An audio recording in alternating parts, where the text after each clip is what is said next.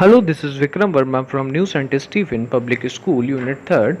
Today we are going to start third chapter of economics, that is consumer equilibrium utility analysis. Chapter 3rd, consumer equilibrium utility analysis. So let's just see how many topics are there in the chapter. First topic is who is consumer. Second one, concept of utility. Next one, measurement of utility, cardinal and ordinal measurement. Concept of total utility and marginal utility. Law of diminishing marginal utility. Concept of consumer's equilibrium. Marginal utility analysis and consumer's equilibrium. The basic limitation of utility analysis. So altogether there are 8 topics that we need to discuss in this chapter. So let's just without wasting our time start our first topic. Our first topic is who is consumer. So let's just start this topic. As you can see on the screen, a brief explanation of a consumer. So a consumer is an economic agent who uses goods and service for the direct satisfaction of his and her want. So it means that you, me, or everyone in the universe or in the world who is using the goods and service for our for their direct satisfaction is consumer. ठीक है, तो हमारे आसपास जितने लोग भी हम देखते हैं जो गुड्स और सर्विस का कंजप्शन करते हैं तो वो कंज्यूमर हुए. ठीक है, अच्छा इसमें की पॉइंट है आपका direct satisfaction and wants. Generally a consumer is thought as an individual, but in practice consumer consists of institution, individual or and group of individuals, household. ठीक है, ये आपने अभी जो मैंने डेफिनेशन बताई है कंज्यूमर की, उसको डेफिनेशन को पढ़ के यही लगता है कि कंज्यूमर किसी हम इंडिविजुअल पर्सन के बारे में बात करते हैं. ठीक है, बट ये एक ओल्ड स्कूल थॉट है ना.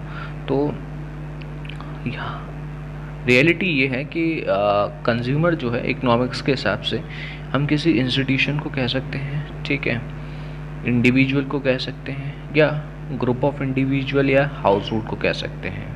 ठीक है, अब जैसे कि अगर इसमें मैं बात करूं इंस्टीट्यूशन की.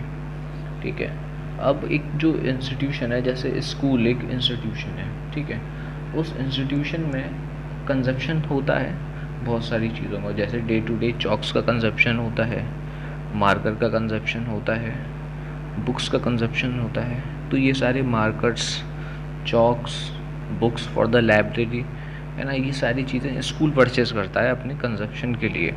ठीक है, तो इंस्टीट्यूशन यहाँ पर एक कंज्यूमर की तरह काम करता है. Individual of course and group of individual. अब यहाँ पर बोला है ग्रुप ऑफ इंडिविजुअल, तो जैसे कि आप हुए, मैं हुआ, मेरे आसपास के जितने लोग हैं वो हुए, आपके आसपास के लोग, और तो हम सब मिलके क्या क्रिएट करते हैं, ग्रुप ऑफ इंडिविजुअल क्रिएट करते हैं जिसको हम हाउस होल्ड कहते हैं. देखिए दो कैटेगरी हैं यहाँ पर. एक कैटेगरी होती है the one who produce the thing and the other one who consumes it, है ना. तो वो लोग जो गुड्स बनाते हैं, दूसरे जो गुड कंज्यूम करते हैं, है ना. तो एक जो गुड बनाते हैं वो प्रोड्यूसर कहलाते हैं और गुड जो कंज्यूम करते हैं वो हाउस होल्ड, यहाँ पर हम हाउस होल्ड कहेंगे उनको, है ना, क्योंकि वो अपने घरेलू कंजप्शन के लिए उन गुड्स का यूज़ कर रहे हैं.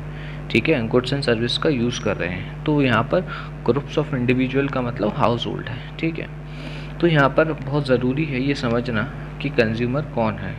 तो कंज्यूमर कोई इंस्टीट्यूशन, इंडिविजुअल या ग्रुप ऑफ इंडिविजुअल यानी कि हाउस होल्ड हो सकते हैं. Consumer behaviour refers to the way in which consumer spend their income, है ना. The consumer drive utility for its expenditure. The consumer choose his expenditure and maximize his utility with the given income and given price of goods and services. ठीक है, तो यहाँ पर consumer behaves refers to, तो consumer का behaviour क्या है यहाँ पर, कंज्यूमर का बिहेवियर है यहाँ पर कि अपनी इनकम को स्पेंड करना, ठीक है। Consumer drive utility from his expenditure, है ना। तो यहाँ पर एक वर्ड दिया गया है ना, यूटिलिटी। तो consumer drives utility from his expenditure, तो the consumer gets satisfaction from his expenditure. अब खर्चा करके उसको क्या मिलता है यहाँ पर, सेटिस्फैक्शन मिलता है, ठीक है। तो यहाँ पर वैसे तो कंजप्शन का यहाँ पर यूटिलिटी का दूसरा मतलब होता है want satisfaction power of a commodity is said to utility, ठीक है। लेकिन यहाँ पर है कंज्यूमर को जो अपना सेटिस्फैक्शन मिलता है ना, खर्चा करके, वही उसकी क्या है, बिहेवियर है ना। The consumer choose his expenditure and maximize his utility with the given income and given price of the goods and services। देखिए ये कंज्यूमर का बिहेवियर है ना। आप और मैं जो भी कंज्यूमर है, हम सब रेशनल होते हैं। It means that we want to maximise our satisfaction with minimum price. कम से कम प्राइस के साथ हम ज़्यादा से ज़्यादा हम सेटिस्फैक्शन लेना चाहते हैं, और यहाँ पर यही है ना। तो हम कम चूज़ करते हैं अपना एक्सपेंडिचर, हम अपना जो खर्चा चूज़ करते हैं वो ये चाहते हैं कि कम से कम प्राइस में हम ज़्यादा से ज़्यादा मैक्सिमाइज़ कर पाएँ अपनी यूटिलिटी को। यूटिलिटी में सेटिस्फैक्शन यहाँ पर, ठीक है। अगला जो कॉन्सेप्ट है वो है यूटिलिटी। अगर यूटिलिटी आपसे कोई पूछे कि आपको डिफ़ाइन कर देंगे यूटिलिटी है क्या, तो एक बहुत सिंपल बहुत डेफिनेशन बताता हूँ। Want satisfy power of a commodity is called utility, है ना। किसी भी कॉमोडिटी की ज़रूरत पूरी करने की जो पावर होती है, वांट सेटिस्फैक्शन की जो पावर होती है, उसी को हम क्या कहते हैं, यूटिलिटी कहते हैं, ठीक है। अच्छा, अब देखते हैं इसमें क्या बताया है। Consumption of goods and service lead to the satisfaction of human wants. जब हम गुड्स और सर्विस का उपभोग करते हैं, यानी कंजप्शन करते हैं, है ना, तो उससे सेटिस्फैक्शन मिलता है ह्यूमन वांट्स को। जैसे कि आप एक कप ऑफ मिल्क या कप ऑफ कॉफ़ी या कप ऑफ टी जब कंज्यूम करते हो, तो it will give you some sort of satisfaction. This satisfaction can be measure in terms of utility according to this chapter, है ना। कि जो सेटिस्फैक्शन आपको मिला है उसको हम क्या कहेंगे, यूटिलिटी कहेंगे। So when you consumed anything, है ना, you will have some satisfaction. That satisfaction is known as utility, as simple as that. Thus utility may be defined as the satisfaction derived from the consumption of a commodity. तो satisfaction का क्या मतलब है यहाँ पर, वो जो हमें किसी commodity के consumption पर मिलता है, ठीक है। तो one satisfy power of a commodity is known as the utility, ठीक है। अब मैंने आपसे थोड़ी देर पहले कहा था कि according to this chapter we can measure the want satisfying power. It means that when you consume coffee, है ना, it will give you some sort of satisfaction. How can you measure the satisfaction? Okay, so that is the concept of measurement of utility, कि हम utility को major करेंगे, है ना। Can we measure utility in terms of some unit? तो यहाँ पर जो यूटिलिटी को मेजरमेंट की बात चल रही है, तो क्वेश्चन यही अराइज किया गया है कि हम उसको कुछ यूनिट्स में मेजरमेंट कर सकते हैं। Two great economist Alfred Marshall और J.R. Hicks have different opinion, है ना। इस पे हमारे ओपिनियन अलग अलग होते हैं। अगर मुझसे आप पर्सनल ओपिनियन पूछो तो I can not measure the utility of any commodity, है ना, but I can rank it कि this commodity will give me more satisfaction than the other one. तो I can best rank the commodity but I can not measure the commodity. For example, a cup of tea will give me more satisfaction than the cup of coffee, but I cannot measure how much amount of utility cup of tea give me or how much amount of utility a cup of coffee give me, है ना। So I can best, if you take my opinion, I can best rank the utility.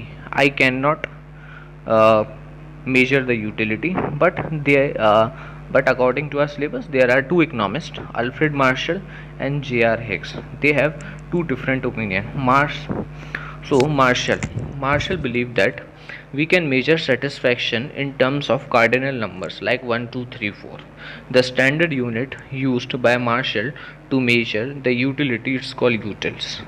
अब जैसे हम किसी भी चीज़ को major करते हैं तो कुछ ही किसी न किसी यूनिट में करते हैं। जैसे मिल्क को मेजर करते हैं तो लीटर्स में करते हैं, डिस्टेंस को करते हैं अगर मेजर तो सेंटीमीटर, मीटर, किलोमीटर में करते हैं। इसी प्रकार से जो ये एल्फ्रेड मार्शल थे, इनका कहना था कि हम यूटिलिटी को मेजर कर सकते हैं, है ना। कार्डिनल्स नंबर्स में कर सकते हैं जैसे कि 1, 2, 3, 4 जो नॉर्मल नंबर, नेचुरल नंबर होते हैं, ठीक है। और जो यूनिट है जिसको मेजर करती है उसको हम क्या कहते हैं, यूटिल्स कहते हैं, ठीक है। अब जैसे इन्होंने यहाँ पर एग्जाम्पल देते हुए बताया है कि when you consume a cup of tea you can express your satisfaction as equals to 2 utils or 3 utils. तो this is called the cardinal measurement of utility. तो मार्शल के हिसाब से when you consumed any commodity, just like I am consume right now coffee, है ना। So according to Marshall the one who can consume any commodity, है ना, the measurement of that commodity can give us a way to measure it, है ना। that is example given in your book, and on your screen you can see that example. When you consume a cup of tea, है ना, your satisfaction equals to 2 or 3 utils, है ना, you can express it in terms of utils, है ना। this is called cardinal measurement of utility. Hicks on the other hand believed that satisfaction can only be ranked high or low, है ना, it can be expressed in terms of unit. Thus what can you say is that a cup of coffee give you greater satisfaction than a cup of coffee. You cannot say that a cup of tea give you 3 unit of utility and a cup of coffee give you 2 units of utility. This is called ordinal measurement of utility. तो यहाँ पर professor Hicks का भी यही कहना था, जो मेरा बिलीफ था, कि जो हमारा सेटिस्फैक्शन लेवल है किसी भी कॉमोडिटी को कंज्यूम करने के बाद, हम सिर्फ उसको रैंक कर सकते हैं, दैट इज़ हाई और लो, ठीक है। जैसे कि when we compare coffee with tea, है ना, तो we can compare it, coffee will give you higher satisfaction or a tea will give you higher satisfaction. For example, a cup of tea will give me higher satisfaction than the cup of coffee, coffee. So that is what a concept of Hicks tell us, है ना। it can be best ranked, है ना, high or low, है ना, we can compare to according to Hicks the utility, है ना। तो that is the ordinal measurement of utility, है ना। तो इसी को हम ऑर्डिनल मेजरमेंट भी कहते हैं यूटिलिटी का, ठीक है। तो यहाँ पे 2 बात क्लियर होती हैं। जो जे.आर. हिक्स थे वो ऑर्डिनल मेजरमेंट के सपोर्टर थे, है ना, और अल्फ्रेड मार्शल कार्डिनल यूनिट के सपोर्टर थे, ठीक है। अगला टॉपिक जो है वो है concept of utility and marginal utility. तो अभी फ़िलहाल इस चैप्टर में जो हम पूरा पढ़ेंगे वो यूटिलिटी एनालाइज को पढ़ेंगे, है ना, और यही हमारा पूरे चैप्टर में कॉन्सेप्ट रहेगा कि हम जो प्रोफेसर मार्शल थे उनके कॉन्सेप्ट को आगे देखेंगे इसमें, ठीक है, जिसमें यूटिलिटी को मेजर किया जाता है ना, इन terms of यूटिल। So let's just move to our next topic, that is the concept of total utility and the concept of marginal utility, ठीक है। तो टोटल यूटिलिटी देखते हैं क्या है। It is the sum total of utility derived from the consumption of all the unit of a commodity. मतलब कि जितनी भी कॉमोडिटी को हम ज़्यादा कॉमोडिटीज़ को जब हम कंज्यूम करते हैं तो उन सारी कॉमोडिटी को कंज्यूम्ड करने से जो सम टोटल यूटिलिटी हमें मिलती है उसको हम कहते हैं टोटल यूटिलिटी, है ना। इसको समझने के लिए अगर 2 यूनिट को हम कंज्यूम्ड करते हैं और पहली यूनिट से हमें 10 यूनिट्स की सेटिस्फैक्शन मिलती है और दूसरी यूनिट से हमें 9 यूटिल्स की सेटिस्फेक्शन मिलती है ना। तो टोटल यूटिलिटी जो हमें यहाँ पर मिली वो 10 + 9 दैट इज़ 19 यूटिल्स की यूटिलिटी मिली। ठीक है, जैसे कि इसको और हम समझते हैं। For example, you have consumed 3 oranges, orange first, orange second and orange third, है ना। Orange first will give you more satisfaction, second orange will give you some less amount of satisfaction, and third one will give you the least satisfaction, है ना।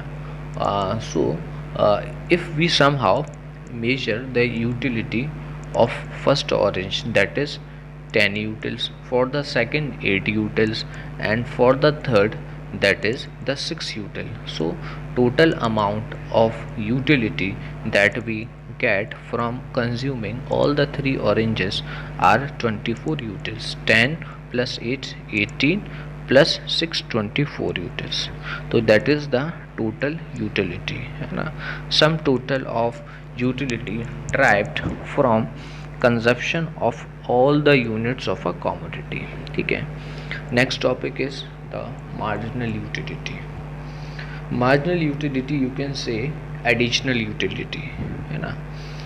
So it refers to, जैसे कि पिछले chapter में भी हमने पढ़ा था, ठीक है, अगर आप लोगों को याद हो तो एक कॉन्सेप्ट हमने पढ़ा था last chapter, that is the opportunity cost and marginal opportunity cost. तो मैं जब आप लोगों को मार्जिनल अपॉर्चुनिटी कॉस्ट समझा रहा था तो मैंने मार्जिनल का मतलब बताया था आपको एडिशनल। ठीक है, तो यहाँ पर भी मार्जिनल का मतलब क्या है, एडिशनल। तो जब हम वन मोर यूटिलिटी को यूज़ करते हैं, जैसे कि मैंने 3 ऑरेंजेस का कंजप्शन करा, तो फर्स्ट के बाद जब मैंने एक एडिशनल यूनिट यानी कि सेकंड ऑरेंज का कंजप्शन करा, तो सेकंड यूनिट के ऑरेंज के कंजप्शन से जो मुझे अतिरिक्त यूटिलिटी प्राप्त हुई वो यूटिलिटी क्या कहलाएंगी, आपकी मार्जिनल यूटिलिटी। ठीक है, यानी कि मुझे टोटल 3 ऑरेंज, अगर मैंने पिछले एग्जाम्पल अगर आपको याद है तो फर्स्ट ऑरेंज से मुझे 10 यूटिल्स की यूटिलिटी मिल रही थी, सेकंड ऑरेंज का कंजप्शन करने से मुझे 8 यूनिट की यूटिलिटी मिल रही थी, और थर्ड यूनिट का कंजप्शन करने से मुझे 6 यूटिल्स की यूटिलिटी मिल रही थी। ठीक है, तो जब मैंने फर्स्ट के बाद सेकंड ऑरेंज का कंजप्शन करा तो यूटिलिटी जो बढ़ी वो 8 यूटिल्स से बढ़ी। ठीक है, तो यहाँ पर जब मैंने एडिशनल यूनिट का कंजप्शन करा तो मेरी कितनी यूटिल्स गेन हुई, कितनी यूटिलिटी बढ़ी, तो 8 यूटिल्स मेरी क्या हुई, यहाँ पर गेन हुई। तो उसी एडिशनल को हम क्या कहते हैं, मार्जिनल यूटिलिटी, है ना। तो अब देखते हैं example, can see on your screen, if 10 units of a commodity yield a satisfaction of 100 utils, yield means given, ठीक है, और produce, तो 10 यूनिट कॉमोडिटी का जब हम उपभोग करते हैं तो हमें 100 यूनिट्स की सेटिस्फेक्शन मिलती है। जब हम 11th यूनिट का कंजप्शन करते हैं तो हमें कितनी यूनिट की सेटिस्फेक्शन मिलती है, 105 यूनिट की सेटिस्फेक्शन मिलती है। तो यानी कि 10वीं के बाद जब हमने 11वीं यूनिट का क्या कहते हैं, उपभोग यानी कि कंजप्शन किया होगा, तो हमें 5 यूटिल्स की सेटिस्फेक्शन और मिली होगी। तो जो 5 यूटिल्स की जो एक्स्ट्रा सेटिस्फेक्शन हमें मिली है वही कहलाती है क्या, आपकी मार्जिनल यूटिलिटी। ठीक है, तो मार्जिनल यूटिलिटी का फॉर्मूला है MUN is equals to TUN minus TUN minus 1, है ना। इसको हम ऐसे समझ सकते हैं कि जैसे आपको 11th यूनिट, आपको मान के चलिए कि 11th यूनिट की मार्जिनल यूटिलिटी जब हमने 11th यूनिट को सेटिस्फेक्शन किया तो उससे हमें कितनी, मतलब जैसे कि ऑल टुगेदर हमने 11 यूनिट का कंजप्शन किया हुआ है, ठीक है, या मान के चलिए 15 यूनिट का कंजप्शन किया हमने, मान के चलिए 15 यूनिट का कंजप्शन किया है, लेकिन जब मैंने 11th यूनिट का कंजप्शन किया तो मुझे वहाँ कितनी सेटिस्फेक्शन मिली। तो इसका फॉर्मूला है यहाँ पर क्या है, MUN is equals to TUN minus TUN minus 1। ठीक है, तो यहाँ पर मुझे 11th यूनिट का निकालना है, तो मैं फॉर्मूला क्या लगाऊंगा, TUN, N का मतलब यहाँ पर क्या है, 11th यूनिट, ठीक है, और TUN माइनस 1, तो यहाँ पर 11 माइनस 1 दैट इज 10। तो टोटल यूटिलिटी 11 की माइनस टोटल यूटिलिटी 10 की। ठीक है, 11 की टोटल यूटिलिटी थी 105 और 10 की टोटल यूटिलिटी थी 100, यानी कि मार्जिन यूटिलिटी जो 11th यूनिट का कंजप्शन करने से आई वो 5 यूटिल्स की रही, ठीक है। तो इसको हम कहते हैं आपका मार्जिनल यूटिलिटी, ठीक है। ये एक एग्जाम्पल है आपके सामने जो भी मैंने समझाया आपको, ठीक है। यहाँ पर एक टेबल है, इस टेबल को भी आप देख सकते हैं, ठीक है, कि फर्स्ट यूनिट का कंजप्शन करने से मुझे 100 यूनिट की यूटिल्स मिली थी। दूसरी 2 यूनिट का कंजप्शन है, एक और यूनिट का कंजप्शन करा मैंने, तो मेरी टोटल यूटिलिटी पहुंच गई कितनी यूनिट पे, 190 पे। थर्ड यूनिट का कंजप्शन करा तो total utility becomes 270 and on fourth commodity consumption my total utility becomes 340 unit, and on the consumption of 50 unit my total utility becomes 400 unit, ठीक है। तो marginal utility कैसे निकालेंगे आप लोग, देखिए फर्स्ट वाले में क्या है, TU1 माइनस TU0, ठीक है। n का मतलब 1 है यहाँ पर, है ना, तो यहाँ पर 1 माइनस 1 यहाँ पर 0 हो जाएगा, तो पहले वाले की मार्जिनल यूटिलिटी 100 आएगी। दूसरे में कैसे निकालेंगे, TU2 माइनस TU1, तो 190 माइनस 100, थर्ड का ऐसे ही हो जाएगा 270 माइनस 190, तो ये आपकी टोटल यूटिलिटी यहाँ से निकल जाएगी, ठीक है।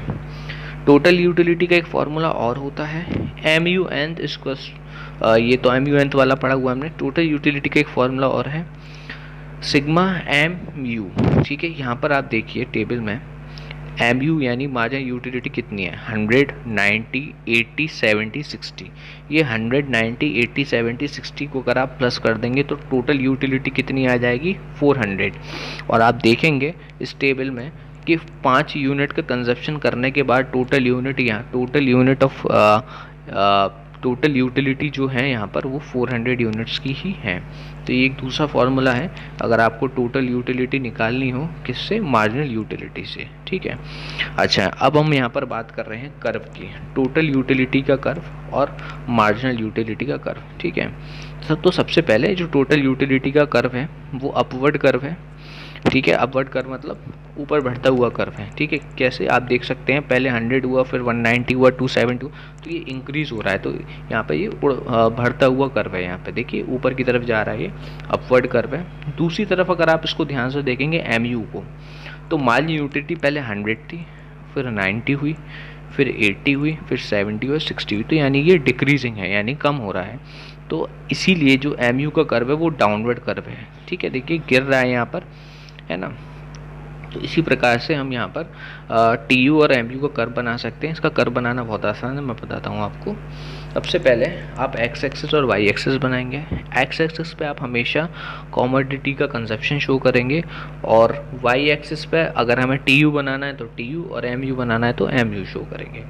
फॉर एग्जाम्पल मुझे पहले TU का कर्व बनाना है, यानी टोटल यूटिलिटी का कर्व बनाना है, और TU के नीचे देखिए सब स्क्रिप्ट में X लिख रहा हुआ है। इसका मतलब ये जो टोटल यूटिलिटी मिल रही है वो ड्राइव्ड हो रही है एक्स कॉमोडिटी से, ठीक है। एक्स कॉमोडिटी यहाँ पर हमारी ऑरेंज थी, हमने ऑरेंज का एग्जाम्पल लिया था, तो मान के चलते हैं ऑरेंज की बात चल रही है यहाँ पर, ठीक है। तो फिर आप ये टेबल का यूज़ करेंगे, टेबल आप स्क्रीन पे देख सकते हैं, ठीक है।